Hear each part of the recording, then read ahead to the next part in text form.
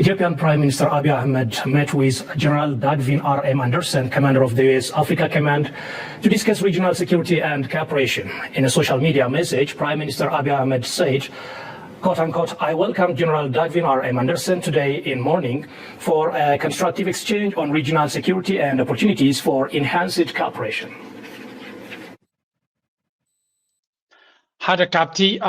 ناي بحكي لعل انت حتنزبلوا زلو زينا نسمع زلنا نغتل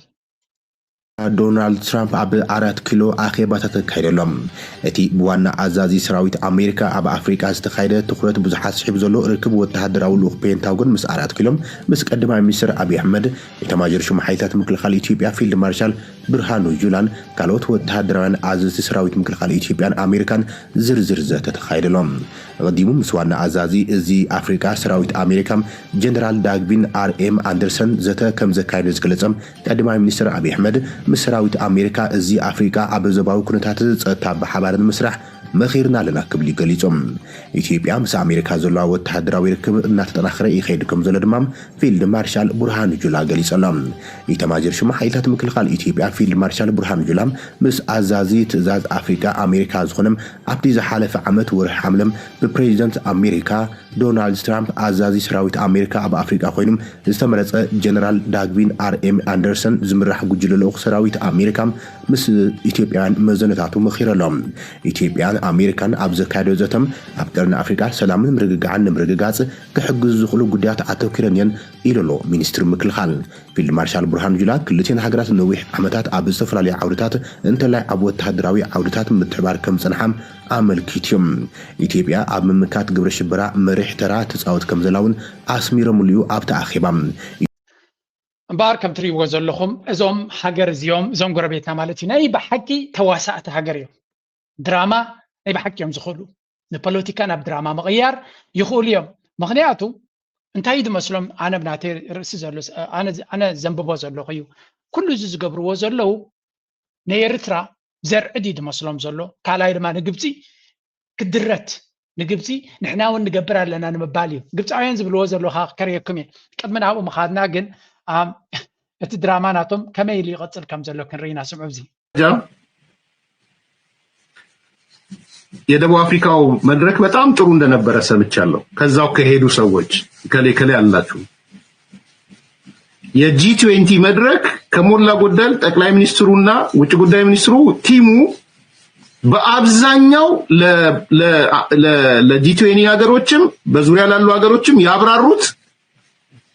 የኢትዮጵያን የባህር በር ጉዳይ እንደሆነ ሰምቻለሁ ኢንክሉዲንግ ከወርልድ ባንክ ጋር ወርልድ የዓለም ባንክ ጋር የነበረው ውይይት የሌሎች ሀገሮች ጋር የነበረው ውይይት ኢንክሉዲንግ ቱርክ ይሄን ጉዳይ እንደ ዋና አጀንዳ የፈረንሳዩን ጨምሮ የህንድ ሕጂ ከምዚ ክብል ከሎ ኣብቲ ጂ20 ተሳቲፍና ካለና መንግስቲ አብይ አሕመድ በቃ ዓብ ስራሕ ከም ዝሰርሐ ከም ክብሉ ቀኒዮም እዮም ዓብ ስራሕ ከም ዝሰርሐ ዲፕሎማሲ ናይ ኢትዮጵያ ከም ዝተወንጨፈ በቲ ድማ ብጉዳይ ናይ ባሕሪ ድማ ብዙሕ ከም ተዘራረቡ ነዚ ናይ አሜሪካ ዝመፅኦም ድማ እንታይ ክብሉ ተራእዮም አሜሪካ ናብ ቀይ ባሕሪ ኣብቲ ሪጂናል ሴኩሪቲ ናብ ቀይ ባሕሪ ኣብ ዝግበር ናይ ኢትዮጵያ ክትሕግዝ ምዃና ብላብላ ብላብላ ብላብላ ክብሉ ተራእዮም ወል ንዓታቶም ካባና ንላዕሊ ሲሪየስ ለነዚ ዝከታተሎ መን እዩ ግብፂ ቁጥሪ ሓደ ዝከታተልዎ እዮም እንታይ ኢሎም እስከ ጽሒፎም ኣለዎ ግብፂ ኢትዮጵያ ላይስ አሜሪካ ኤክስፖዝድ ዊዝ ሳይለንስ ኢትዮጵያ ትሕሱ ከም ዘላ ታዲድ ምዃኑ ወላ ሓንቲ ተጨበጠ ነገር ከምዚ የለ አሜሪካ ከይተዛረበት እያ ትምልስ ኢሎም ንኣብነት እንታይ ኢሉ ሎም claims General Anderson supported Ethiopia's peaceful Red Sea access ከምዚ ሓገዘ እዚ ጀነራል አንደርሰን ይዛረቡ ለው ኢሉ ኢትዮጵያ ናይ ሚድያ ናቶ ማለት እዩ until this morning ሳብ ሕጂ ማለት እዩ zero statement from Africom ኣብ ጅቡቲ ዘሎ ወይ ናብ ጀርመኒ ዘሎ መደበርናቱ ስለዚ ዝኾነ ዲል ገይሮም ተዝኾነ ወይ ገለ ክገልጽ መሓለ ስለዚ ተገልጸ ተቆይኑ ኣይጋጠመን ክትብሉን ተኽሎ ዘሎ ብፍላይ ናይ ኣቢ ትራክ ሬከርድ ናይ ምሕሳውን ናይ ምግናን ናብ ግምት ኢኻ zero statement from Africom zero word from Pentagon and zero tweet from State Department ስለዚቶም ሰለስተ ናይ ፎሬን ፖሊሲ ወታደራዊ ፖሊሲ ከም ክገብሩ ዝኽእሉ تحانسك ستيت ديبارتمنت تزاربن تبلكا بنتاغون قلم بلو تهدراوي لكا بنتاغون اي بلنت نالبات ابكالي لو بنتاغون سي منستر مكلخال امريكا ابكالا لون تلكا دما افريكومون حانت اي بلن يو اس امباسا اديس ابابا سايلنت امريكان سايلنس the loudest rejection ስለዚህ اب امريكا اب ኢትዮጵያ ዘሎ ኤምባሲ ቀደም ብዙ ይዛረብ ነይሩ ትል ولا حنتخا يزارب يلن ስለዚህ message delivered to አዲስ አበባ the red sea is not for sale ስለዚህ ተመልእክቲ መጽይዎም ዘሎ ናባኻት ቀይ ባህሪ ንመሸጣ ዝተዳለወ ነገር ኣይኮነን ዝብል እዩ ሕጂ እቲ ዝዓበየ ነገር ግን እዚ ይኮነን እቲ ዝዓበየ ነገር ዝብልዎ ዘለው ክንሰሜና let's go to the real news ሳቶም ድራማ እንዲም ዘሊ ዘለው ሓቀኛ ዜና ስሙ Of those emergency talks on Ukraine have been happening on the sidelines of a summit of EU and African Union leaders in Luanda, Angola. While Ukraine's taken some of the focus away from the agenda, leaders have also talked trade, security and migration. Collectively, the EU constitutes the African continent's most important trading partner. The AU-EU summit is the 7th in the 25 years of partnership between the two blocs. Leaders are hoping the meeting will help. Country was a locum up Angola and Taikakat Kanu, Amongo. حجرات أفريقيا EU مالتي أفريقيان يونيون يوروبيان يونيون بحده أخيبا كايدوم نيرمزي بأكاز كازولو أخيبا دما أب إسرع أسران كلتن أقات يوم زنبري يجي دحرق ندي عمد 4 عامات يزقبر زلو سلازي أزوي أقداسي وعلى نيرنا كلتا أبيت بلوكسي تاريخهم تسسارون زلوم كل جزء كم زعينة وعلى مستقبره ناتهم مجلس كوميونيكيز بحلالو ديكلاريشن انتاي ترى راديوم انتاي تبحرك سر رجلوس دليو متكلات ناتو انتايو زبل حبراو مجلس يوصو ስለዚህ ተመግለጹ ዘውጽዎ ጽቦ ገራም ዘስመሩሉ እንታዩ ክንሪና መጀመሪያ ገለ ካፕት ዝተባህለ መንስማ ድፍሪው ከተሃዘልኩም ስለዝኾንኩ deepen ties our economies. Let's get more on this from Tigisti Amaris. ኣብዚያ ከባኩም ገለ ቁርብ ተለ ካፕት ዝተባህለ Union Summit Chairperson of the African Union Commission Mahmoud Ali Yusuf highlighted Africa's rising economic influence and its role in global value chains. He further urged for a more balanced trade with Europe. Our continent is making progress to be a key player in the different stages of the global value chain. Our role as raw material supplier only will come to an end soon. Therefore, we are calling for a more balanced trade partnerships. I'm pleading for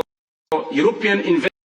Country was a lahom the African Union chairperson zalayu General Secretary country word isizblo zalo Africa ብዙሕ ደሓን ዝኾነ ለውጢ ትገብራላ ምስ ኤውሮፓ ድማ ዘለዎ ናይ ንግዲ ምትእስሳር ክዓቢ ክኽላሎ ካብ ጥረ ነገራት ጥራይ ንሰድድ ናብ ኢንዱስትሪያላይዜሽን ናብ ማኒፋክቸሪንግ ናብ ካልእ ዓይነት ቫልዩ ኣድድ ሰርቪስስ ክንሰግር ዘለና ኣብዚ ድማ ናይ ኖውሌጅ ትራንስፈር ናይ ቴክኖሎጂ ትራንስፈር ምስግጋር ክግበር ክኽላሎ ዝብል ፃውዒት እዩ ዝግበር ዘሎ ብርግፅ ኣብ መንጎ ክልተ ባርያን ኣብ መንጎ ጎይታን ጌላን ዝግበር ዘሎ ዝምድናይ ዝበሃል ምክንያቱ ኣፍሪካን ዩኒዮን ባጀት ናቱ ኤውሮጳዊ ሕብረት እዩ ዝኸፍሎ I mean كلته equal partnership قليلي دزارب equal partnership كتبل تخين كمجمريا نفسها بباجت كاخ نبر كتكلال لك ناي جزار اسخا باجت زي تخل تخين كبزعبا معرنت كتزاربوا المسألة بالكان حقنا مزرعة مالسين أوروبيان بعلقكم دموز ناخفلكم ناسي معر رعيونا الكاوناي زربني نوريو مجمريا نفسها تكلال لك مجمريا حبرة أفريقيا قحمتنا ناتو قديفو مع سرحتنياتات سويقو بنفسكم محضرك خلاله باجتنا تكخل خلاله نزل زي تقبر ندحر خوين كادما نخالوت معر رأيون الكاي تسرب بتحدث تبرك كات لمن بتخالد ما معريهم رأيون خاي بهالني we have to be realistic كل يكونون زيومنا جن again protocols لزخونة كوميلكا أن أفريقيا على سلالة أنا بالك تهدد جن معت جنزب كباتو بناجحات كاساتهم كجنزب زبا كادما نسوس دليل قبر لك جدا يخاص investments in the transformation process of our minerals on the continent. I'm calling for the lifting of any tariff or non-tariff barrier hampering the access of Africa. EU need each other more than ever. In this new reality, Africa and Europe are called to answer the very same questions. How can we create good jobs for our people? How can we deliver on كمدر يزلنا أوروبا أبزوان زي مس أفريقيا كسرع تدليت هالليو جن تحن تينا يكون طبعاتهم أبكالك زي كنرينا تاقلنا عنا تقدسنا أبتو على انتاي تسمامي عميو اتي كوميونيكيز بهال African Union European Union Summit Joint Declaration زبلويو هذا استفل عليه نتبتات قسم على قصر هذا we reaffirm our commitment to joint vision for 2030 ስለዚህ መበልሻትሻይ EU ሰሚት ማለት እዩ ስለዚህ ድሕሪ 4 ዓመት ድማ ደጊሞም ክራኸቡ ምዃኖም ወይ ድሕሪ 5 ዓመት ክራኸቡ ምዃኖም we celebrate a unique and strategic partnership that has steady deepened in scope ስለዚ ኤውሮፓ more of Africa invest ኣተኪራ ክሰርሕ ትደልላ ምክንያቱ ዝዓበየ ዕዳጋ ንስዩ ይጥቀም ኣሎ ብዙሕ ምትእስሳር ኣለዎም ስለዚ ኣብ ኣፍሪካ ዘለዎም ኣጠማምታ ንክቕይሩ ብዙሕ ፀቕጢ ይመፆም ኣሎ ናብ ገጾም ድማ ክኸድዮም ንኣፍሪካ ክረድኡ ደይኮኑ ንዓታቶም ንነፍሶም ኣብ ሓደጋ ወዲቖም ስለ ዘለዉ ናይቲ ሰባት ፀገም ዘለዎም ዲ ናይ ዕዳጋ ፀገም ዘለዎም ዲ ናይ ጥረ ነገራት ፀገም ዘለዎም ዲ ናይ ሕርሻ ፀገም ዘለዎም ኩሉ ዘለው ፀገማት ናቶም ኣብ ኣፍሪካ እዩ ዘለዎ ስለዚ ምስ ኣፍሪካ ንኣፍሪካ እንተማዕቢላ ኤውሮፓ ክረብሕ ዝኽእል እዩ እንድሕሪ ብቕንዕና ክሰርሑ ኪሎም ግን ብቕንዕና ምስራሕ ኣብቲ ናቶም DNA ክሳብ ሕጂ ነበረን ብሕጂ ክረ ንርኢ ማለት ፖዚቲቭ ልምጥማቱን ጽቡቕ እዩ ሳልሳይ we recognize that the EU partnership has shown resilience in the face of past and present geopolitical challenges ስለዚ ነቲ ዘሎ ኩነታት ናይ ጂኦፖለቲካዊ ዘሎ ሓሸውየን ፀገማትን ንዑ መኪቱ ክስዕር ከም ዘለዎ ወይ እውን ክሳብ ሕጂ ጽቡቕ ኸይዳሎ መሊሱ ድማ ሓበራዊ ዕላማ ሒዙ ክቕፅል ከም ዘለዎ ቁፅሪ 4 ታቐንዳ ኣገዳሲት እያ ቁፅሪ 4 ይብላ ኣሎ we reaffirm our strong commitment to international order based on international law and effective multilateralism grounded in international law ስለዚ እንታይም ዝብሉ ዘሎ ንሕና ደጊምና መትከልና ነነፅር ኣለና ሓያል ዝኾነ ዓለም ለኻዊ ሕጊ ኣካይዳ ክህሉ ከም ዘሎ ዓለም ለኻዊ ሕጊ ድማ ክትግበር ከም ዘሎ ከምዚ ኢሎም ኣብቲ ታሕታይ ይብሉ ኣለዉ we are committed to uphold the rules and principles of the Charter of the United Nations including those of sovereignty and territorial integrity and political independence. These principles cannot be negotiated or compromised. So in this context, we reiterate the obligation of all states to refrain in their international relations from the threat or use of force. ስለዚ እዚ ንጹር ዝኾነ መግለጺ ተዋሂቦም ዘሎ ናይ ልኡላውነትን መትከላት ናይ UN ሙሉእ ብሙሉእ ክትግበር ከም ዘሎ ደጊምና ነስምረሉ ለናዮም ዝብሉ ዘለዉ ስለዚ ታይሱ ልኡላውነት ግዛታዊ ሓድነት ከምኡ ድማ ፖለቲካል ኢንዲፐንደንስ ኣብ ውሽጣ ፖለቲካ ናይ ካልኦት ዘይምእታው ተቐፂሎም ድማ እዚኣቶም ድማ ብዝኾነ ይኹን መንገዲ ሕድገታት ክግበረሎም የብሉን ነዚኣቶም ድማ ኣብ ጣውላ ምፂኻ ክትዘራረበሎም ኣይትኽእልኒ ኢኻ in this context we reiterate the obligation of all states ኩለን ሃገራት ድማ ነዚ ንኣብነት ዓሰብ ሃቡና ኣብ ደገ ባሕሪ ሃቡና ልኡላዊ መንገዲ ሃቡና ክብሉ ከለዉ ንልኡላውነትን ግዛታዊ ሓድነትን ኤርትራ ይደፍሩ ስለ ዘለዉ በዚ መትከል እዚ ማንም ኤውሮጳዊ ሃገር ይኹን ኣሜሪካ ክሕግዞም ኣይክእልን እዩ ስለዚ ዝገብርዎ ዘለዉ ድራማ ጀስት ድራማ ምግባር እዩ ከምቲ ንነዊሕ እዋን ዝረኣናዮ ኩሉ ግዜ ሸፈጥ ክገብሩ ዝፍትኑ ኣሜሪካ ሓጊዛትና ኤውሮጳ ሓጊዛትና ኣብ ጎንና ደው ኢላ ከምዚ ገይሮምና ከምዚ ዝበሃል ኩሉ ንድራማ እንተደይ ኮይኑ ክሳብ ሕጂ ዝተራየ ነገር ዝተጨበጠ ነገር የለን ስለዚ again those people are ኣብ ኩተታ እዮም ዘለው እቲ ኩንነት ድማ ነዚ ይመስል ኤውሮጳ መትከላቷ ነፂሩ ኣሎ እዚ ከዓ ንዶናልድ ትራምፕ ንኣብይ ኣሕመድ እዚ ኩሉ ዝገብሮ ዝነበረ ፕሮፓጋንዳ ንከንቱ ምዃኑ ኢና ንርኢ ዘለና ስለዚ ወላ ሓንቲ ዝተራየን ተጨበጠን የለን ካልእ ድራማ ለንቀነ ዝገብርዎ ዘለው ድማ ራእዩ ብዚ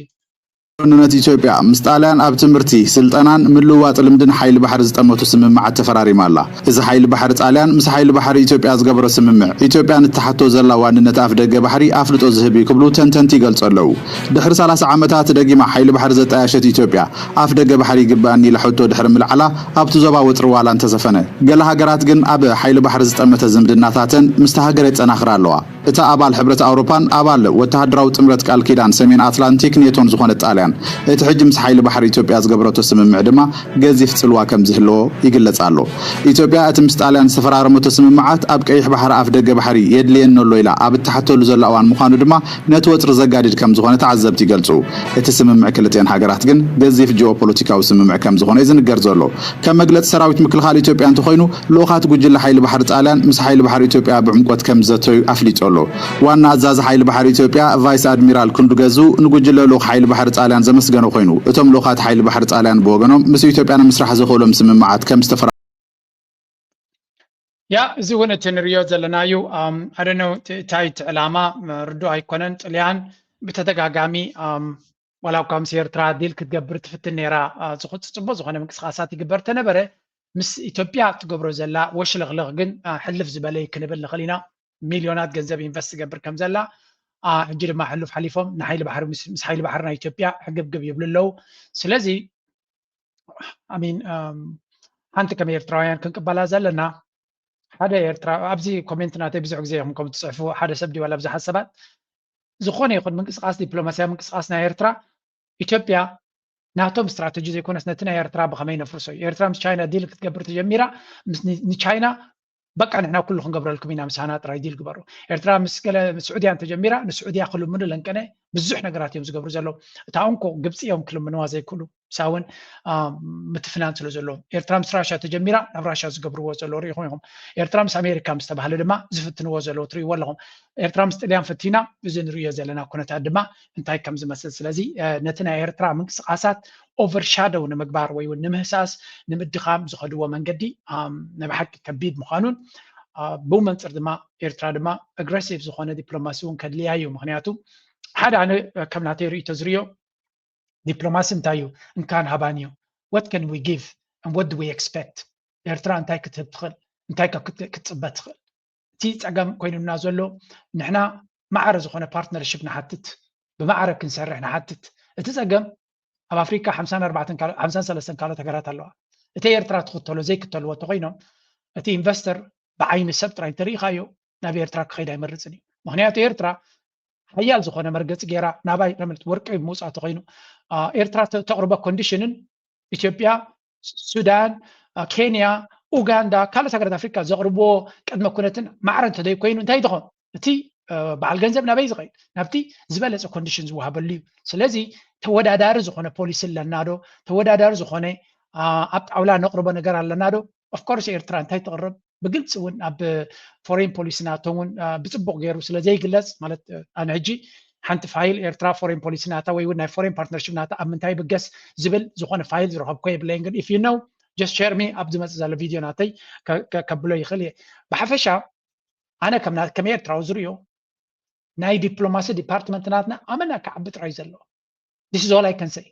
ናይ ዲፕሎማሲ ዲፓርትመንት ናትና ዕምቆት ዘለዎ ብልሒ ዘለዎ ሓያል ክኾነና ክኽላሎ ኣለዉ እዮም ግን ውሕዳት እዮም ውሕዳት ስለ ዝኾኑ ድማ of course ምስቲ ቁፅሩ ዘይብሉ እልቢ ዘይብሉ ሰብ ዳይደገን ናይ ውሽጥን ዝሕግዞ ዘሎ ዲፕሎማሲ ናይ ኢትዮጵያ ቀሊል ኣይኮነ ትግድሆ ከጋጥመና ዝኽእል ስለዚ ናይ ብሓቂ ቁርብ ስጋት ትስማዓካዩ ምስቲ ኩሉ ኤርትራ ክትከዶ ትደሊ ናብ ምዕባለን ናብ ግስጋስን ክንከይድና ደለና ከለና ንዝኾነ ይኹን ፓርትነር ንሕና ክንገብሮ ንኽእል ኣብኡ ንዑ ንምዕንቃፍ ንዑ እንተደይ ዓንቀፉ ድማ እቲ መስርሕ ክፍፀም ከም ዘይክእል ኣብ ምግባር ወላ እውን ነቲ ናይ ቢዝነስ ነገር ከይመፅእ ድማ ውግእ ወረ ውግእ እናገበሩ ንኤርትራ ናብ ሓደ ፅቡቅ ነገር ንኸይትኸይድ ዝገብርዎ ቀሊል ነገር ኣይኮነን ስለዚ ከም ኤርትራውያን ድማ ኩሉ ግዜ ነቲ ኣብ ኤርትራ ዘሎ መንግስቲ ዘጋጥሙ ብድሆታት እውን ክንርዳእ ግን ምርዳእ ጥራይ ዘይኮነ ኸ ኪኑ ሓሊፍና እንታይ ኣበርክቶ ክንገብር ንኽእል ኢልና ክንሓስቡን ዘለና ኮይኑ ይስምዓኒ ካብ ዝቐፂለ ሓንቲ ክበኩም ደልየ ዘለኹ እዚኣ ስምዕዋ እዞም ሰባት እዚኣቶም እንድዒ ደቐኒዩና ወይ እውን ብኸመይ ክንነብር ኢና ምዞም ጎረቤት እዚኦም ኣነ ይርዳእንን እዩ ዘሎ Airlines have cancelled flights because of massive ash plumes from an Ethiopian volcano. The Haile Gubi volcano has sent smoke and ash 14 kilometers high this Sunday, its first eruption in recorded.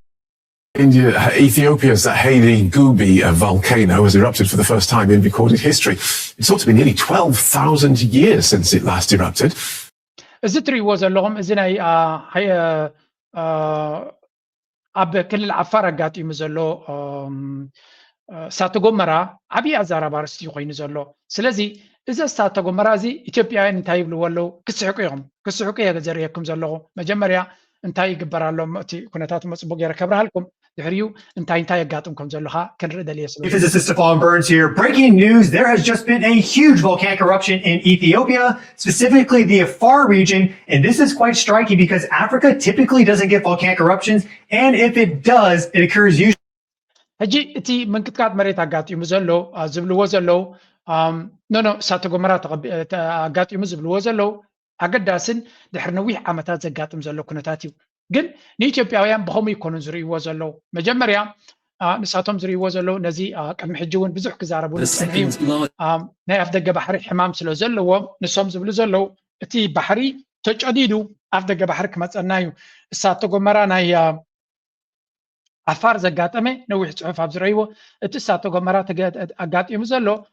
ናባ ንዓና ናብ ባሕሪ ገፁ ከብፅሓና ዝኽእል እዩ ዝብል ፅሑፍ እዮም ዘውፅኡ ዘለዉ ከም ዝበልኩኹም ከምኣ ከም ዝብሉ ፍሉጥ እዩ ነይሩ نزيا أبزع بوتاي موتي ما زلوا لذي تي نريو زلنا زيناي حيلي جوبي زبها زلوا فولكانو زقاتمه محجي ساينتيستس نا إثيوبيا بدحر مغارجا أبو كسر حصني حمي يزبل زلوا ስለዚህ ታማለቱ እዚ ነገር እዚ መፅዩ ተተኩይሱ ሓደ መዓልቲ አፍ ደገ ባሕሪ ናብ ቀይ ባሕር ክትወናን ሓይሊ ባሕርናትናን ባሕርናትና ንገብረሉ ግዜ ርሑቅ ክኸውን ኣይኮነን እዮም ዝብሉ ዘለው እሳተ ጎመራ መፅዩ ከጥፍኣካ ዝኽእል ክነሱ ንሳቶም ግን ነዚ እሳተ ጎመራ ይምነይዎ ከም ዝነበሩን ወላ እውን እቲ ጂኦሎጂካል ፊዚቢሊቲ ኣብቲ ደናክል ዲፕሬሽን ከጋጥም ከም ዝኽእል ብኡ መፅእ ጌርካ separated from the rest by a narrow ridge እንደገና gravity fed seawater inflow could form a vast inland sea ስለዚህ ካብቲ ቀይ ባሕሪ ብገለ ተጨዲዱ ብግራቪቲ ቢሉ ትማይ መፅዩ ሓደ ዓቢ ናብ መሬት ዘሎ ባሕሪ ጌርና ኣብቲ ደገ ባሕሪ ክህልወና ይኽእል እዩ እዮም ዝብሉ ዘለው for example ኣብ 2014 ሓደ feasibility study by Ethiopian researcher Hosanna Solomon proposed the Afar Danakil Canal project highlighting short access canal 20 kilometer hydrocentric potential seawater desalination and salt production and renewable energy ስለዚህ ድሮ እዚ ናይ መፅዩ ንሱ ኣብ ደገ ባሕሪ ከምፃሎም ከም ዝኽእል ድማ እዮም ዝዛረቡ ዘለው ዓሳታት እውን ብኡ ክመፅዎም ከም ዝኽእሉ ንንግዲ ድማ ክጥቀምሉ ከም ዝኽእሉ እዮም ዝዛረቡ ዘለው ኣታ ኣብዚ ቅድሚ ሕጂ እውን ይብሉ ነይሮም እዮም ድሕሪ ክንደይ ሚልዮን ዓመት እታ መሬት ከምዚ ኢላ ክትፍንቀቕ እያ እሞ ባሕሪ ናባና ክመፅእ እዩ ዝብል ትምኒት ነይርዎም እዩ ስለዚ these people are really at some point ናይቲ ባሕሪ ፅላለ ዘለዎም ኣካለ ነገር ከምዚ ዓይነት ፀገም ከጋጥም ከሎ እንታይ ከጋጥም ኣነ በዛ ነብሰይ ብከምዚ መንገዲ ባሕሪ ተመፅዎም ሽፋ ግበረልኩም ይምፃልኩም ማለት ኣነ ኣንፃርኩም ባሕሪ ንኸይትረኽቡ ዝምህለለሉ የለ ልኡላዊ መሬት ልኡላውነት ናይ ካልኦት ሃገራት ኣይትትፈሩ ኢና ንብል ዘለና እምበር ኣባጅጎ መፅኡ ከምዚ ነዚ መሬት ሰንቲቑ ኣብ ደገ ባሕሪ ክበኩም ተጀሚሩ ይሃብኩም This is very historic, an executive order establishing a strategic Bitcoin reserve and digital asset stockpile. Yeah, okay. And the whole community believes in it. Very good. And they made the promise, right? Absolutely. كم تريد لهم زي ما شر محجد تجبريو strategic reserve asset كهون بيتكوين دونالد ترامب executive power نات فريم خمسة برن نسون صدرون قربتون دما أبتو قدايتي بزح يدفلو تتقملوا تحبريتا حجي نابت زغط الحبريتا ناتنا. So thousands of people. So was it a genocide or not? I believe genocide has been committed in Tigray. By Abiy Ahmed? Well, I have to be responsible for my words now. So you weren't responsible and before? I am ready to stand by my position that genocide has been committed. I'm confused. ናይ ብሓቂ ዘገርም ኩነታት እዩ እዚ ቫይራል ኮይኑ ዘሎ መልእኽቲ ሎሚ ኣብዚያ ክፋልታይ ከርየ ህዝቢ ከመይ ዓይነት ግብረ መልሲ ይህብ ኣሎ ኣብ ጉዳይ ናይ ጌታቸው ረዳ ጆኖሳይደር ገበረኛ ኩናት ጆኖሳይድ ብምሉእ ጥበብ ዘካየደ ኢልካ ኢኻ ትገልጹ ነርካሞም ኣብዚ ቋም ኻዲኻ ዘለኻ ወይስ ካብዚ አንሰሓይብ ኻዲኻ ኢሉ ንኣቶ ጌታቸው ሓቲትዎም ኣቶ ጌታቸው ድማ ዝኾነ ይኹን ቅጽላት ይሃሉ ኣብ ትግራይ ኩሎም ዓይነት ገበናት ኩናት ከም ተፈጸሙ ይፈልጥ እየ ክብል መሊሱም ቀጺሉ ማህዲ ሓሰን አብይ አሕመድ ጆኖሳይድ ፈጺሙ ድዩ ኢሉ ሓቲትዎም ጌታቸው ድማ ከም በዓል ሙያ ሕጊ የክነግረካ እገለ ነዚ ገይሩ ኣይገበረን ኢለ ኣይነግረካን እንትኾነ ግና ኩሎም ገበናት ኣብ ትግራይ ተፈጺሞም እዮም ብምባል መሊሱሎም እቲ ጋዜጠኛ ጽንሐ ሞ በዓል ሙያ ሕጊ ዲኻ እወ ኢሉ መሊሱ ጌታቸው ኣብ 2021 አብይ አሕመድ ኣብ ትግራይ ወፍ ጆኖሳይድ ፈጺሙ ኢልካ ትኸሰ ነርካ በዓል ሙያ ሕጊ ኣይነበርካን ማለት ድዩ ኢልዎም እወ በዓል ሙያ ሕጊ ባነረም ኣብቲ ርሱን ኣማይተ ወደ መሪ ሐሰን ጥያቄ እንመለስና አብይ አሕመድ የዘር ፍጅት ፈጽሟል ወይ ይለዋል ጌታቸው የሚለው ምንድነው whatever the superlatives there ብሎ ጀምራል ሐረግ ነው ይሄ በጣም አጣጣይና አስነዋሪ ሐረግ ነው የትግራይን ጄኖሳይድ ለመግለጽ የሚበቃ ሱፐርላቲቭ አለ በዛ የሚባል ሱፐርላቲቭ አለ በሚቀጥለው አረፍተ ነገር ያፈርሰዋል ራሱ ሁሉም አይነት ወንጀሎች ተፈጽመዋል ብሎ ኦኬ ሁሉም አይነት ወንጀሎች ተፈጸመ ማለት ነው ከም ትሪእዎ ዘለኹም ኣብ ልዕሊ ጌታቸው ረዳ ከቢድ ዝኾነ ግብረ መልሲ ዝወሃብ ዘሎ ኣብዚ ግን ካብቲ ግብረ መልሲ ውፅእ ዝበለ ኣገዳሲ ሓበሬታ እውን ኣሎ ናብ ብርሃነ ልፍዓተ ይስከልስከር መስዋዕትነት ዝተኸፈለ وتزوج مسواتنا تخفله افتنا موداتا وعلى بريتوريا خفرم ايكونن بناتي تعجبت مالتي كاو سمين شواخن ملس كلنا لا تግራይ وتزوجح كاو وجو وصا بزخونه تغرا لاينا اب تسحبت اب تشكركرتي اب سلفي እናተመለሰና ሃሎ بدرون دليفريتري يچفچف ነይሩ بمدافع بميغات يچفچف ነይሩ ዝበዝሕ መስዋዕትነት ዝተخፈለ ካብ ሰሜን ሸዋ ላብ ትግራይ ኣብ ንመለሰሉ ግዜ ኣብ ውግኤ ኣብ ግዛዓይ ኾነ لمنتاي ላብ አዲስ አበባ ከይንኸይድ ተቆሊፍና ዝበዝሕ መስዋዕትነት ተገራ ላይና ዝኸፈለኸ ካብ ሰሜን ሸዋ ላብ ትግራይ ክንመለስ ከለና لمنتاي ኮይኑ ዝብል ኩሎም እዚኦም ሕቶታት ኣብ ጌታቸውን ኣብ ጻድቃንን ዝተመትረቱ እዮም መልሶም ክትረኹ ተደሊኹም كحداتي نيرو بفلاي كعا ناو سمين شو أنا قسنا أو دسي مسوتحنا جيتاچون صادقان مس فرنجي مس أبي مس قلل ناتزرارو سراوتنا خودا غيرهم يم أشفشفهم ويم إتي مثل حزو تزارو زلو زربا أو تستفلالي صحفات دوكمنتري فيلمتات قال منا من خطقمكم سلالقل خنصحفينا فيلم خنسرحنا درفنا قالتولو تغارتها لكم إتانا أبزي زارو زلو بدن بغيركم حزوه بدن بغيركم حزوه سو ناقسنا لابدس اذا برهان الفعاتي زبلا زلو زربا مسمنتاي كتتحزوا لكم مسيلكم there is a good evidence ጌታቸው ረዳን ጻድቃንን ካለ ፕላን ከም ዝነበረው ነዚያ ስምዑ ዋጅ ኣብዚያ ስምዑ እቲ ኩናት ብፍላይ ናይ መወዳእታ ገጽ ናይ ኩናት ከምዚ ብርሃኑ ዝብሎ ዘሎ ብዙሓት ተጋሩ ወይ ውን TDF ዝሞቱሉ ቅድሚት ኩናት እቲ ሓደ ስምዕ ተበጽሑ ነይሩ ስምዑዎም ኣብዚ ለና ያ ዋዕልኻ ስለ ዝነበርካ ታይና የነም ሊጣናና ከም ትግራይ ኣይትን ክልቴንስ ኣይተነገራ ነይሩ ድርድር ጥራሕት ባልበር እንታይ መስለካ ትናይ ሲሸልስ ጻድቃን ታደሰን እዮም ኸይዶም ጀነራል ጽቦይ ነይሩ ናይ ትግራይ ጉዳይስ አጀንዳ ይንጎሮ በሰላም ንፍታሕ ፌደራል ዘቅርቦ ኢና ናይ ሓባር አጀንዳ ተሊና ኤርትራ እዩ ኦኬ ተስማዕም ኮይ መጽ እንድሓር ታይሱ ወጽ አው ኩለን ነይሩ أو كلنا يا وعلى خاص لازم نبركا تاينا ينام لي تنانا هم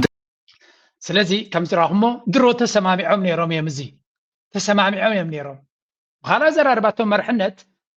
أتكان ودورده إزي زفلتوه مس أبي تسمعهم نيروم أما أنت بداية أنا تسراويت أبو جدي فم نيروم because who cares about سراويت نيرب حمقان تري ودير لقمن تمال لقيتها شو ردان تايبل نيرو لو متى قمت إلى تايبل على that's why دماتهم تجارزوا ويزلوا أبسمعوهم لو بلاي يجيتاتشو ردا كهدت يجيتاتشو ردا كشكنا يجيتاتشو ردا كفات يتقرأين حزب من ياهل يقودون دميشل I can imagine يبلاين يتقرأي حزب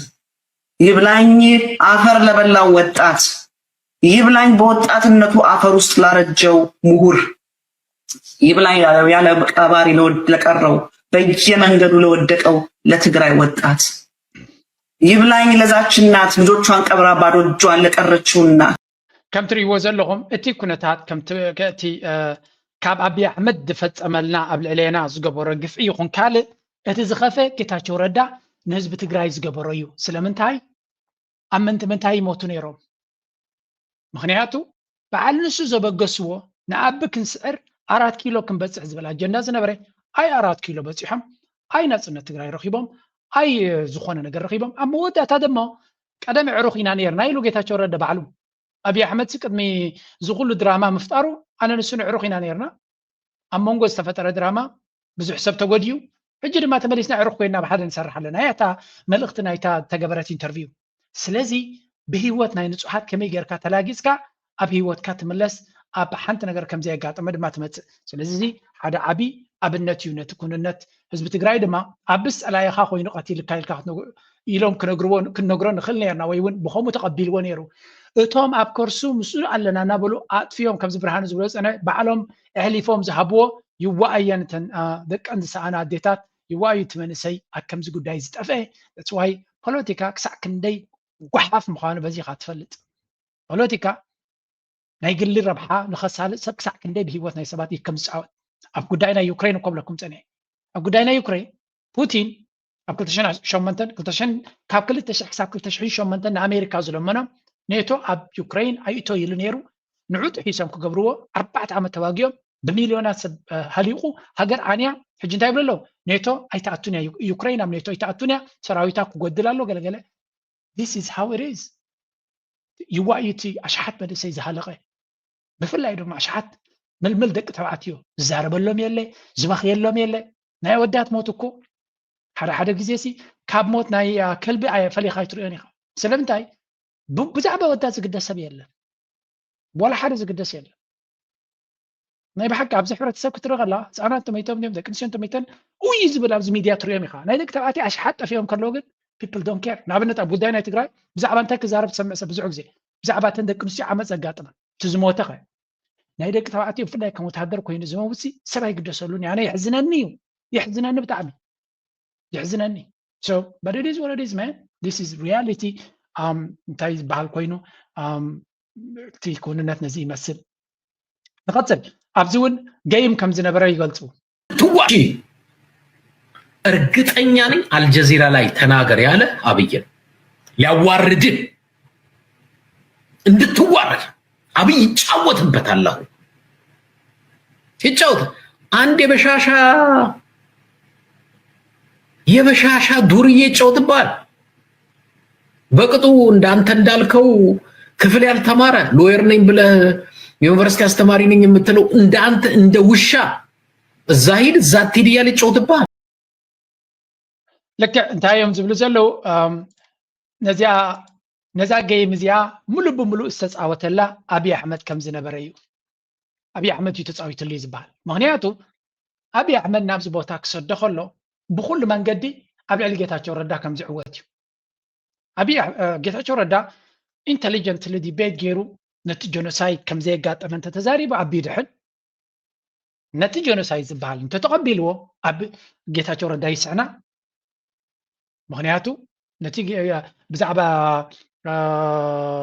ነቲ ጀኖሳይድ ዶ ከምዚ ኢሉ ብግልፂ ክዛረብ ተጀሚሩ ንባዕሉ ምስ ኣቢ ክባስዩ ብኩሉ ነዛ ሲስተም እዚኣ አብይ አሕመድ ከም ዝኸስበላ ጎኑ ድማ ብኩላ መንገዲ ክሰዓር ዝኽእል ዝነበረ ጌታቸው ረዳ ምክንያቱ ወይ ህዝቢ ትግራይ ክኸስር እዩ ወይ ማሕበረሰብ ዓለም ፀሉልን ዓሻን ሓሳውን ክኸውን እዩ እንተደየለ ድማ ንኣቢ ክኸስር እዩ ስለዚ ኣብዚኣ ጉዳይ እዚኣ እታ እንኮ መፍትሒ እንታይ ክገብር ነይሩ ወይ ዝብል ብዙሓት ንዑ ዝፈቱ እንታይ እዮም ድብሉ ክኸይድ ኣይነበሮን እንግሊሽ ትኽእል ኢኻ ተዛሪብካ ትኽእል ኢኻ እንተበሉኻ ኣብ ዝኾነ ይኮንካ እንትኸይድ ምክንያቱ መርገፂ ናትካ ንባዕላ ፈንጂ ኢኻ ደው ኢልካ ደለኻ ከም ዝብሎ ዘሎ ቤላ ገይሩ ከም ዝተፃወተሉ እዮም ዝነግሩ ዘለዉ እቶም ናይ ብልፅግና ሚድያ እንታይ ይብልዎ ኣለዉ እቲ ካድረታት ናቱ የጥቅዕዎ ኣለዉ እንዲኦም ኣብዚ ሓደ ኣርቲክል ፅሒፎም እንታይ እስከ ክብሉ ይደሊለው የኣይ እንታይ ማለቶም እዮም ኦልሬዲ ንናቶም ኣጀንዳ ፅቡቅ ገይሩ ስለዝሰርሓሎም ነዚ ማህደ ሓሰን ከጥቅዕዎ ጀሚሮም ኣለዉ እቲ ኢንተርቪው ደይ መደይ ተባሂሉ ንኣቢ ንኢትዮጵያ ነቲ ፌደራል መንግስቲ ንምድኻም ዝተገበረን እቶም ብፌደራል መንግስቲ ኣብ ጎኒ ህወሓት ደው ኢሎም ዝነበሩ ቀደም ንሳቶም ከም ኣባላት ናይቲ ፓነል ኮይኖም ቀሪቦም ንኣብነት እዛ ፀዳል ለማ ትበሃል ድዩ እዚ ፕሮፌሰር ተርንቮልድ ዝበሃል ድዩ ከምኡ ድማ እቲ ብወገን ናይቲ ፌደራል ፐርስፔክቲቭ ድማ እቲ ብስራት ለመሳ ዝበሃል እዩ ብሓፈሻ እቲ ፕሮግራም ደይ መደይ ተባሂሉ ኣቢ ጌታቸው ረዳ ኤክስፖዝድ ንክኸውን ዝተገበረን ውዕል ፕሪቶሪያ ከም ዝኾነ ይኹን ከም ቶፒክ ኣይተላዓለን ነቲ ዘሎ ቅርሕንቲ ዘጋድድ እምበር ዝኾነ ይኹን መፍትሒ ከምፅእ እቲ ዘሕዝን ከስከ ምስ ኤርትራ ርክብ ዘሎ ኢሎም ንኤርትራ ይጠቕሱ ብዚ ኣነ እኮ ግርቢ ዝብለኒ ኣነ ንኤርትራ እንታይ ኣብዘይ ቦታ ንኤርትራ ምእታውስ ከም ብልሕድ ይድርአ ወይስ ከም ስትራቴጂ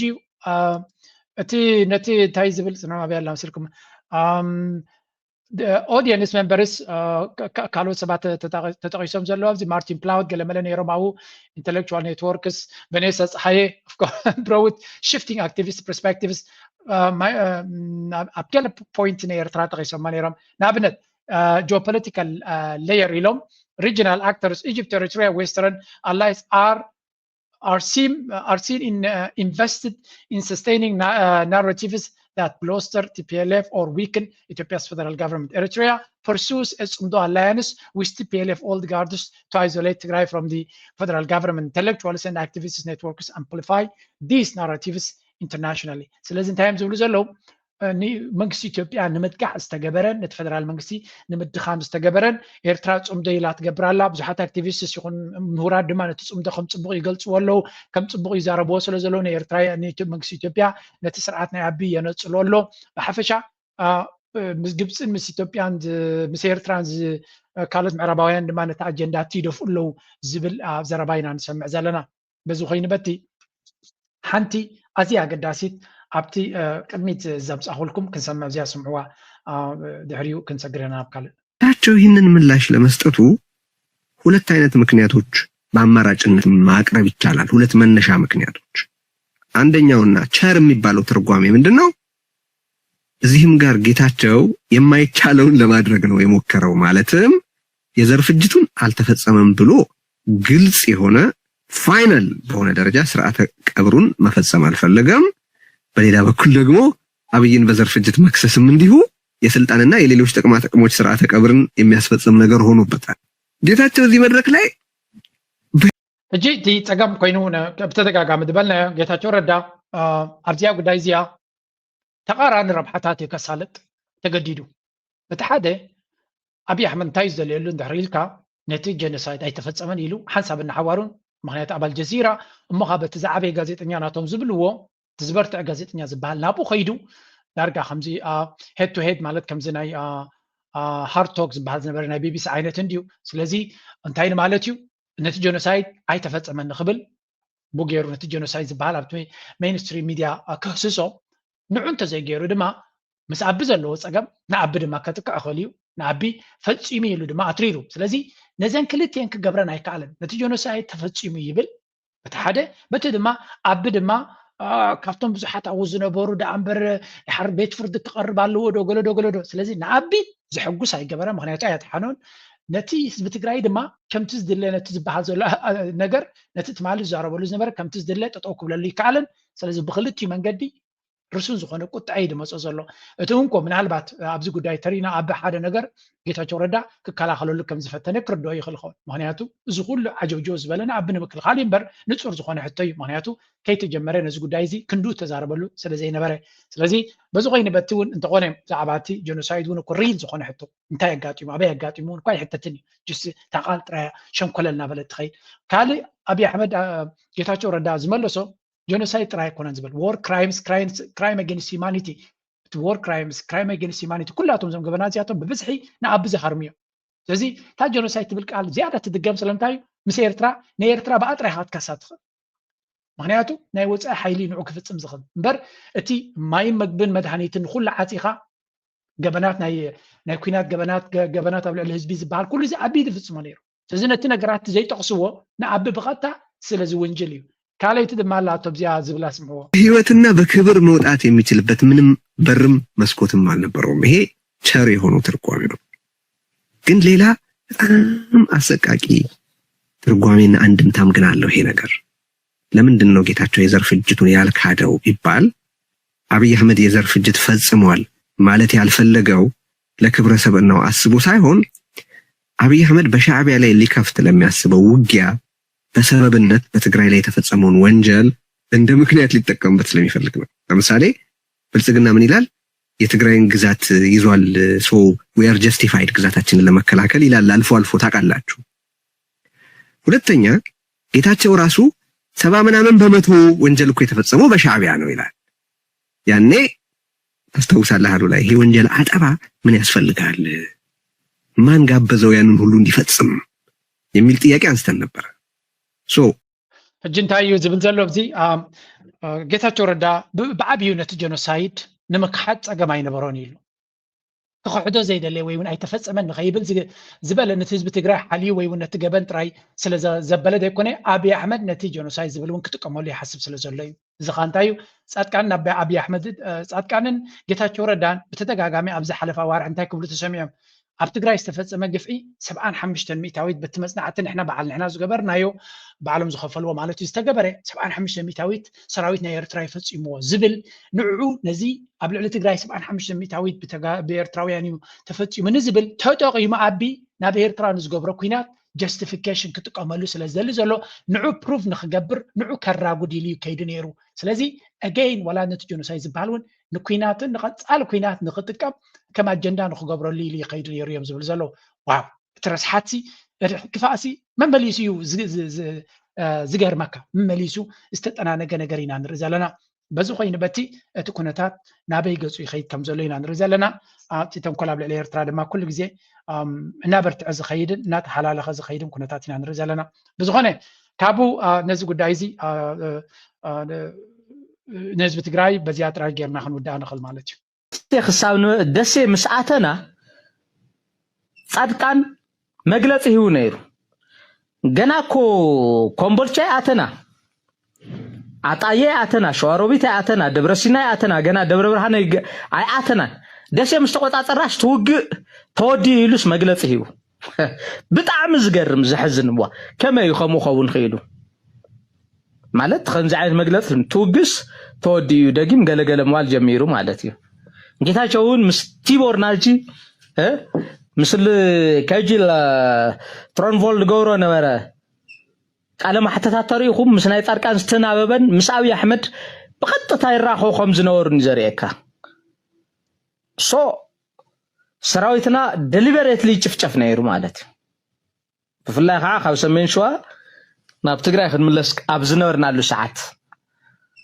ሰራዊትና ልተሳፈረለን መኻይን በተለይ በሊበን ከተማ በተደረገው ውጊያ የአገዛዙ ጦር ከፍተኛ ጉዳት የደረሰበት መሆኑንና ከዚሁ ውጊያ በሚደረግበት ሰዓትን በርካታ የጦሩ ኃይሎች ጠፍተው የፋኖ ኃይሎችን መቀላቀል መቻላቸውን አስታውቀዋል። እንዲሁም በስሙ ማስከዳት ዛሬ በምስራቅ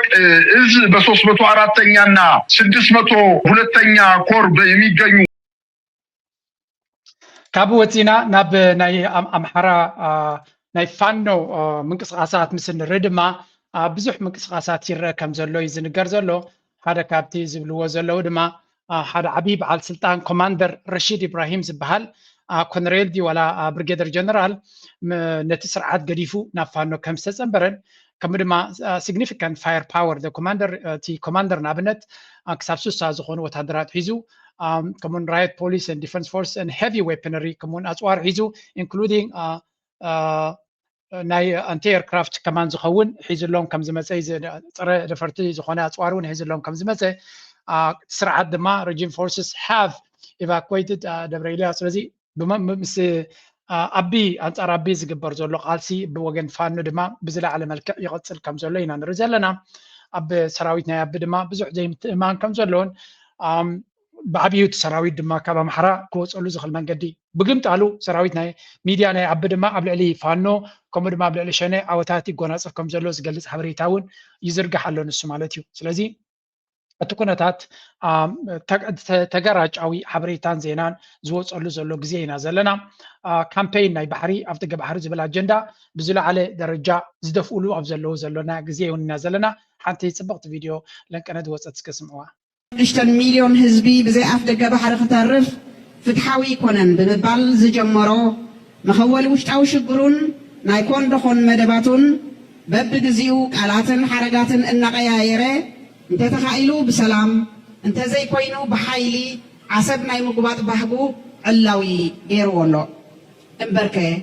ብሕጋውን ኣህጉራውን ሕጋጋትን ከምኡውን ብድልየትን ስምምዕን ዝምልከተን ጎረባብቲ ኢትዮጵያ ኣፍ ደገ ባሕሪ ከይትጥቀም ዝኸልከለታ ሃገር ኣላ ድያ ሃገሩ ንዝተጠጀአ ጥሙሓ ክትብል ብገዛእ ፍቓዳ ወደባት ኤርትራ ዓሰብን ባፅዕን ክሳብ እትሕሰመን ብኸመይ ትግልገለለን ከም ዝነበረት ይጠፍኦ እዩ ኣይንብልን ብዝኾነ ብዛዕባ ካብ እውጅ ወራር እውጅ ኩናት ኣብ ልዕሊ ሓንቲ ልዑላዊት ሃገር ፈሊኻ ዘይረአ ሕልሚ ዋንነት ኣፍ ደገ ባሕሪ ንምትግባር ዝድስቕ ዘሎ ከበሮ ኩናት ግብረ መልሲ ህዝቢ ኢትዮጵያ ውዒሉ ዘይሓድር ከም ነፋሒቶ ዝቀያየር መግለፂታት ሰበስልጣን ብልፅግና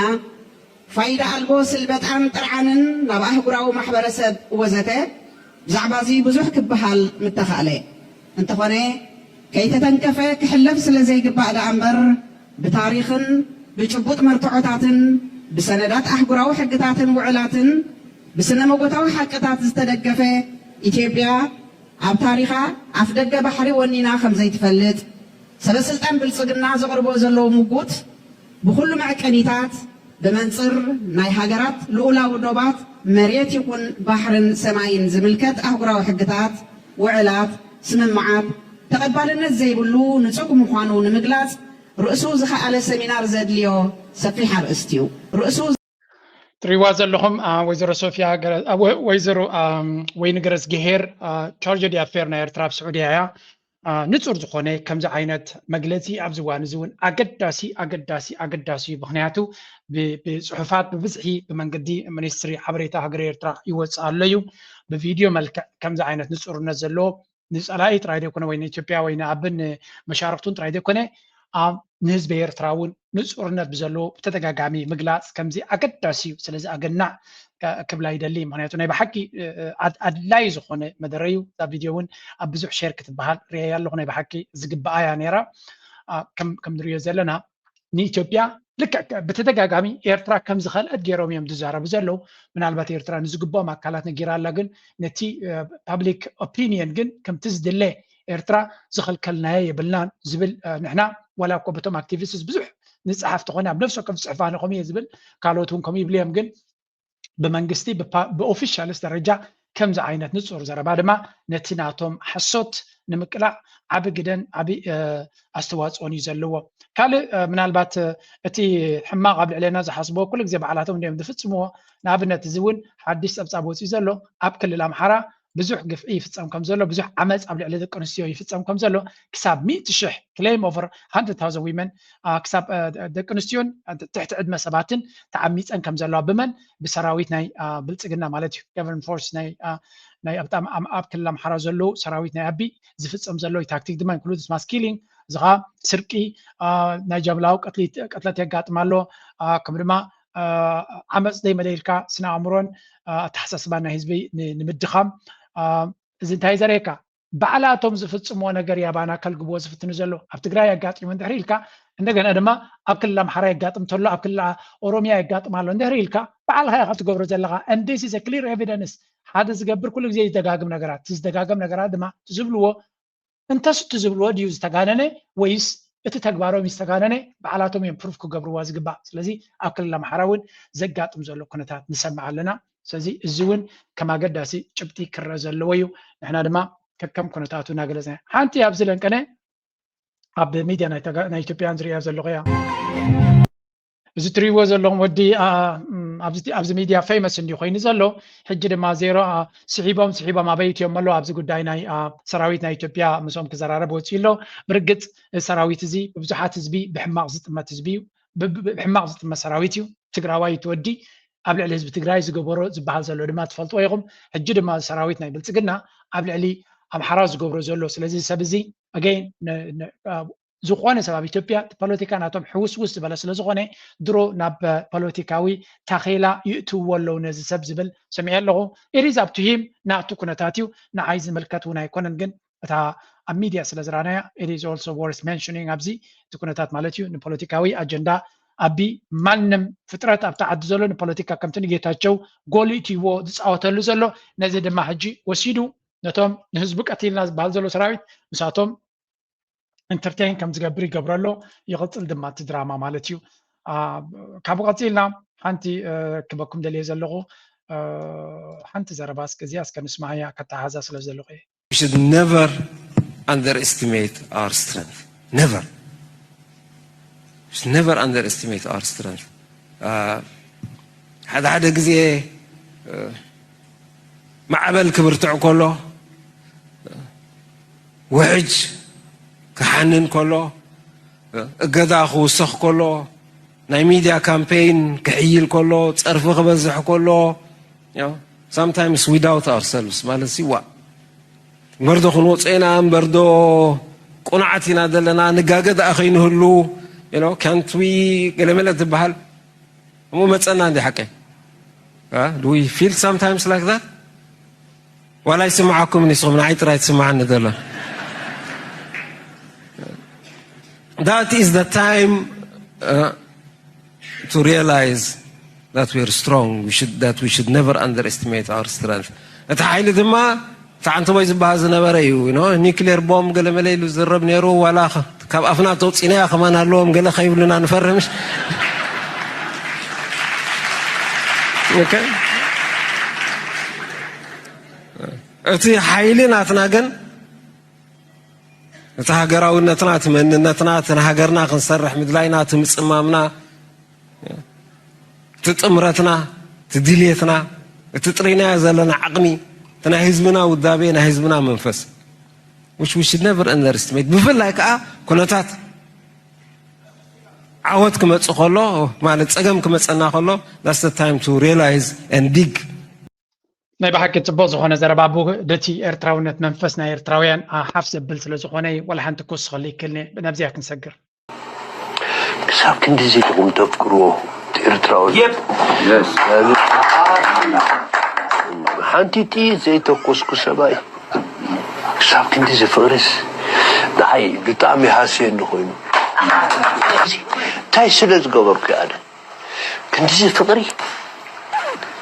እንደዚህ belongingness ደረጃ እድሜ ማንም ኤርትራው መማቱ አንክሞታለን በፍጹም ክጻወረ ካልኩ ብራቮ ኦኬ በአንደበት ይሆንን ሰሰማና ሓደ ነገራት ከምዚ ተጽቦ ንኣብነት ነዚያ ኢንጂነር ፍጹም ዝተሰማዓተ ስምዒት ላቅጾ ኮይኑ ዝስምዖም ኣለው ግርቢ ዝብለኒ and I am really happy ከምዚ ዓይነት ስምዒት ንኽስምዖ ዝገበሩ ሰናይ ነገር ድማ እዩ ማለት ኣብ ህይወት እንታይ ርዩ ብኸመይ ሓሊፉ ሰብ ዝፈልጦ ሰብ የለ ንሱ ጥራይ ይፈልጣ እዚ ንሰብ ክሳዕ ክንዚ ምኽባር ድማ ክቡር የኽብረካ መጠን ነፍሱ ዝበሃል ንስ እዩ ካልኦት እውን ነታ ካምፔይን ድሕሪ ኢንጂነር ፍጹም ናብ ኣብራር ዑስማን ክትሰግር እዮም ዝብሉ ንምንታይ ንኤርትራዊ መንፈስን ንኤርትራውነትን ልዕሊ ማንም ዝደረፈሉን ዝዘየመሉን ንኤርትራውያን ድማ ፅቡቕ ንኽስምዓና ዝገበረ ሰብ ተሎ ኣብራር ዑስማን እዩ ምናልባት ነዛ ዓዲ እዚኣ ቅድሚ ካብዛ ዓለም አይሆብ ነዊሕ ዕድመ ክቕመጥ የዝደሊ ግን ንኤርትራ ክርያ ኣነ ኣብ ኤርትራ ክኣቱ ድማ ትምኒተ እዩ ናይ ብሓቂ ባህግለኒ ትብል ደርፊ ስለ ዘላቶ ከምታ ባህጉ ነታ ኤርትራ ንሱ ዝበጋ ደረጃ ክትበፅሕ ቀልጢፋ ክትበፅሕ ንምነ ምክንያቱ ኤርትራውያን ኩሎም ናብ ዓዶምን ምስ ህዝቦምን ክወሃሃዱ ኩሉ ኤርትራዊ ንዓዱ ኸይዱ ንዓዱ ከልምዕ ንዓዱ ክጠቅም ኢና ንምህለል ኣነ ኮሚቴ ምኒተይ ካልኦት ድማ ከማይ ክትኮኑ ተስፋ ገብር ፖለቲካዊ ፍልልይ ንኤርትራውያን ክፈልየና ይግባአን ዓድና ሓንቲ ዓዲ እያ ዘላትና ናብኣ ድማ ክንሰማም ኣለና ይብል ናይ ሎማ ርሰብ ዝጉዳይ ላይክ ግበሩ ሼር ግበሩ ሪቶምን ሓሳብኩም ግለጹ ሰፖርት ግበሩ ነዚያ ፅዕምቲ ደርፊ ክገትፈኩም ሓሳባዲ ረሲባ ፋይዳማሊ ኤረትቢያ ረሲና ማባማሊ ሓሳባዲ ረሲባ ፋይዳማሊ ኤረትቢያ ረሲና ማባማሊ ኒሚስ ሊባ ሓዳዩ ራግለማሊ ኣናኒ ሞጎላዲን ቶሚልኪ ሓሳባዲ ረሲባ ፋይዳማሊ ኤረትቢያ ረሲና ማባማሊ ሞሱ ሙታር